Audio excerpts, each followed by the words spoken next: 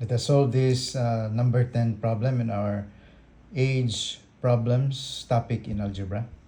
So father is 4 times the age of his daughter. If after 5 years he would be 3 times of daughter's age, then further after 5 years, how many times he would be of his daughter's age? So this is a very different kind of problems that we have solved so far. So let us see if we can solve this problem also. Okay, so again, the first move here is to make a table that will help us organize our given information in this problem and help us able to figure out how to solve this problem. So this problem, I will use the 3 by 4 table size, 3 rows and 4 columns.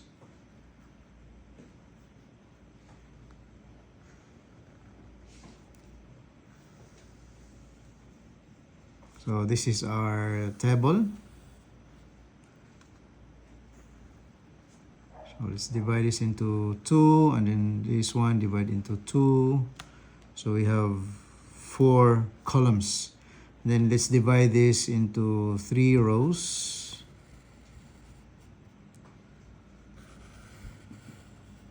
Okay, and then let's write down the names mentioned in this problem. We have father, and then we have daughter. Okay, the problem says father is 4 times the age of his daughter. So the word is in this problem, this represent present time, at present. Okay, so let x be the daughter's age at present or age now. So if the daughter's age now is x, then since it says that father is 4 times the age of his daughter, so we can say that 4 times x or 4x will be the father, or is the father's age now. All right, so let's fill up the table. Now, so we can say their ages now. Then we have if after 5 years, so ages after 5 years.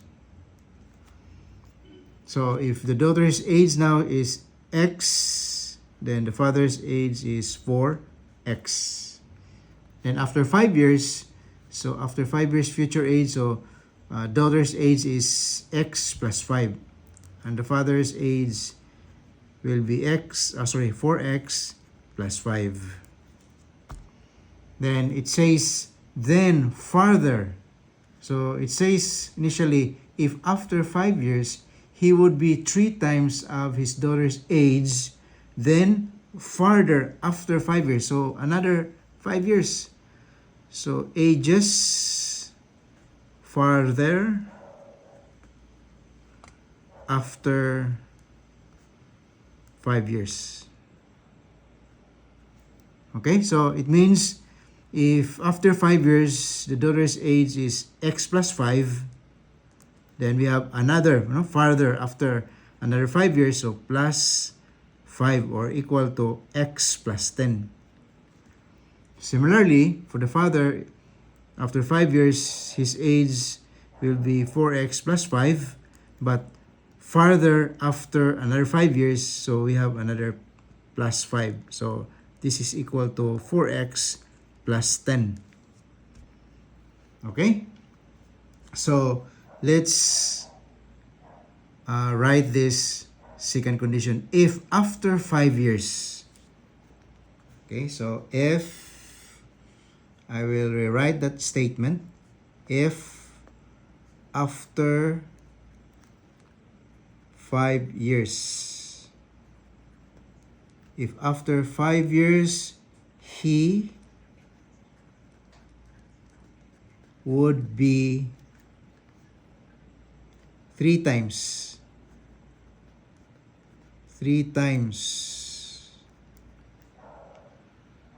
of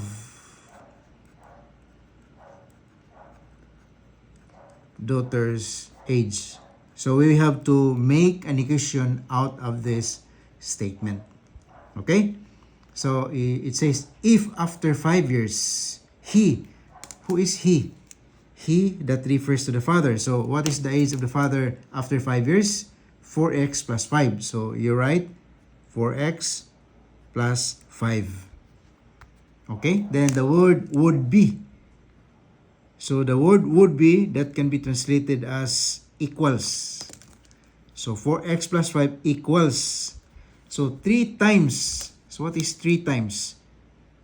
3 times means 3. Then times daughter's age. So what is daughter's age 5 years? After 5 years. So after 5 years, daughter's age is x plus 5.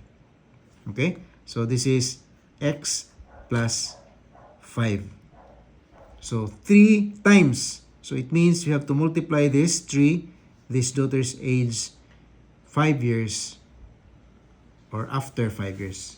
Okay, so we have established our equation. So let's rewrite this equation. 4x plus 5 equal to, so we have 3 then times x plus 5. Then apply distributive property of multiplication at the right side. So we have, on the left side we have 4x. We just copy 4x plus 5. And then the right side we have 3x, then plus 15. So to solve for this variable x, let's isolate x on the left side. So leaving only the term that contain x on the left side, and the rest will be on the right side. So we have to subtract both sides by 3x. Then in order to make the left side contains x alone, then we have to remove this positive 5 by subtracting both sides by 5. Okay? So after that, we have 4x, combine similar terms, 4x minus 3x is equal to 1x or simply x. Then you have the positive 5, cancels out with a negative 5, that's equal to 0. And similarly, on the right side, we have positive 3x minus 3x, so that's equal to 0. Then we have 15 minus 5 equal to 10. Okay, so what is x equal to 10? So x equal to 10, this is the daughter's age now. So daughter's age now.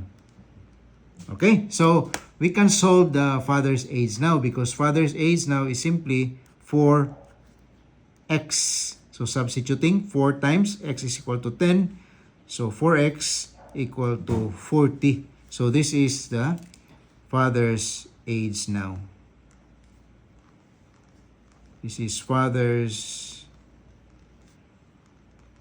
age now. Alright, so we have here the father, word father. After 5 years, how many times he would be of his daughter's age? So let's copy that statement. So you can rewrite that, no? After, you can say after another 5 years. After another 5 years. Okay, so after another 5 years, it says that how many times? Okay, so how many times? How many times he would be? He would be of his daughter's age.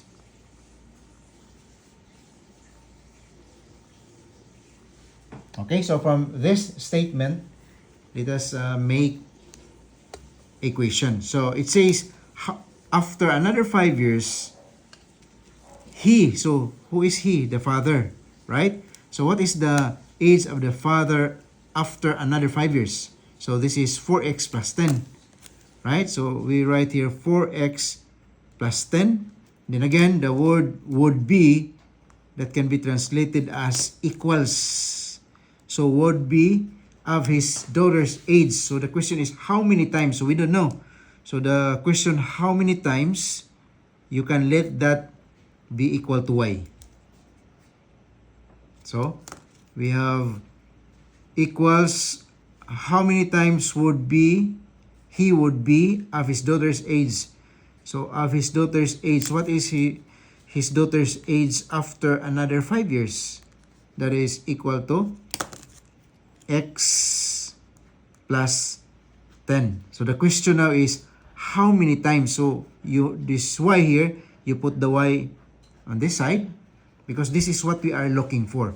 How many times? Or we can say he would be how many times? No, we can rewrite this statement as after 5 years he would be how many times of his daughter's age. So this how many times, this word how many times, you can insert this one here. Okay, so when you insert this, he would be how many times? So how many times, that is equal to y. Alright, so when you insert this statement here, so that is your y. Okay, so from here we can solve now for y. So how to solve for y? So 4x plus 10 equal to y times x plus 10. So let's just divide both sides by the coefficient of y. So the coefficient of y is x plus 10. So let's divide both sides. I will write this 4x plus 10, divide this by x plus 10. So let's do the same on the right side. We have y times x plus 10, divide this by x plus 10. So x plus 10 at the numerator, x plus 10 at the denominator cancels out. So on the right side, we have y equal to, on the left side, we have 4x plus 10 divided by x plus 10. Okay, so we have this equation now. Then let's substitute. So okay, I will continue it in another paper.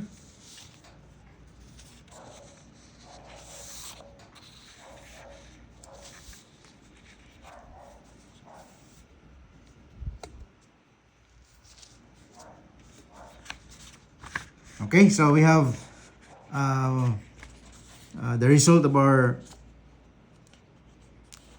manipulation here is, I will write it, 4x plus 10 divided by x plus 10 equal to y. We can substitute now the value of x. So what is x? Our x is equal to 10. So substituting, substitute x equal to 10 above. So it means in this equation. So 4 times 10, x is equal to 10 plus 10. Sorry, 4 times 10, then plus 10 divided by x, which is 10 plus 10 equals y. So 4 times 10 is 40 plus 10, 50. So 50 divided by 10 plus 10 is 20. So y is equal to 50 over 20, or this is just the same as, so that's 0. You can remove that one. That is 5 over 2, which is equal to 5 over 2 is 2.5. So our y is 2.5. So therefore, after you do the checking, no, when you check, so you know already how to do that. So but I will not do it here in this problem. So after you check, okay, so you have proven that these values are correct, then you just say therefore,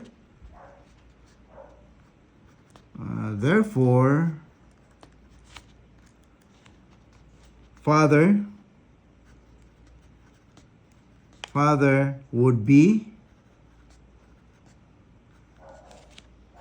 would be 5 or 50 over 20, or simply equal to 5 over 2, that is equal to 2.5 times 2.5 times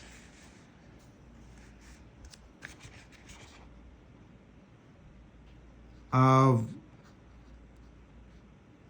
his daughter's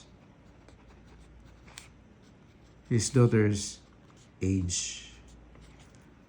Okay, so this is our final answer. So I hope that you have followed our explanation, and if you have any question, you may leave your question or message in the message or in the comment section below. All right, so that's all. Thank you very much.